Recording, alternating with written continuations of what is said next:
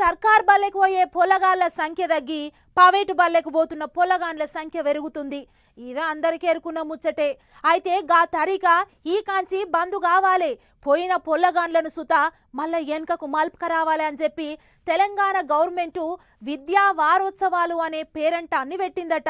మరి అది ఎన్నొద్దులైతాంది, ఏమేం చేయబోతాండ్రు అనేటిదంతా మును పెట్టార్చుకొని వద్దాం పాండ్రి.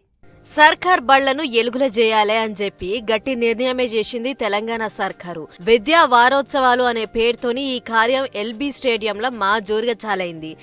రాష్ట్రం అంతటా ఎన్ని సర్కార్ బళ్లున్నాయో అన్ని బళ్ల సార్లు ఎవళ్ళ జాగల వాళ్ళు ఈ కార్యంకు హాజరుపడాలి. పొల్లగాండ్లకు బళ్లకు తీసుకొచ్చి సర్కార్ బళ్లే ఏమేం సవలతులున్నాయి, ప్రైవేట్ బడికి సర్కార్ బడికి తేడా ఏందో అయ్యవ్వలకు తెలియజెప్పాలి అని ఆర్డర్ వేసిందట సర్కారు. దీంతోని సెలవుల పోయిన పొలగాళ్లను మళ్ళా ఒక దగ్గర ఎట్లా జమగొట్టాలరా దేవుడా అని అనుకుంటుర్రు సార్లు.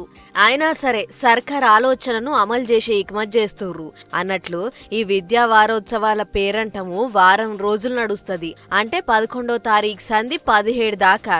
ఇక ఈ వారం రోజులు సమ్మర్ క్యాంప్ లెక్క వేసి చదువు ఎట్లుంది, సార్లు ఎట్ట చెప్తుర్రు, లైబ్రరీ ఏంది, తిండి టీకానా మంచిగుంటదా, సవలతులు ఎట్లున్నాయనే ముచ్చట్లతో పాటు చిత్రలేఖనం, కోలాటం, ఒగ్గు కథ అసోంటివి కూడా ఉంటాయట. మొత్తానికి పొలగాండ్లందరూ బడిబాట పట్టేటట్లు ఉందన్నట్లు సర్కార్ ఆలోచన. ఇప్పటికే చదువుల అధికారులు సార్లు అందరూ గూడి ఇంటింటికి తిరిగి పొలగాండ్లు ఇంకా వాళ్ళ అయ్యవలకు పూసగుచ్చే ఇకమతి గట్టినే తీసుకుర్రు. ఏదేమైనా మళ్ళా బళ్ళు చాలా అయ్యేటాళ్లకు సర్కార్ బళ్లకు పొలగాండ్లు ఉరికి రావాలి, అట్లుండాల మీ పనితీరు అని గట్టినే హెచ్చరించిండు సీఎం సారు. మరి సెలవులల్లో ఊర్లు తిరగబోయిన పొలగాండ్లను సార్లు ఎట్లా జమగొడతారో, ఈ కార్యాన్ని ఎట్లా విజయవంతం చేస్తారో ఏమో గాని తెలంగాణ సర్కార్ మాత్రం మంచి ఆలోచనే చేసింది. ఇప్పటికైతే సర్కార్ బళ్ల హాలత్ మారితే అదే 10,000 అని అనుకుంటుర్రు. వేలకు వేల ఫీజులు కట్టలేక సర్కార్ బళ్ల బాగు కోసం ఎదురు చూస్తున్న జనాలు.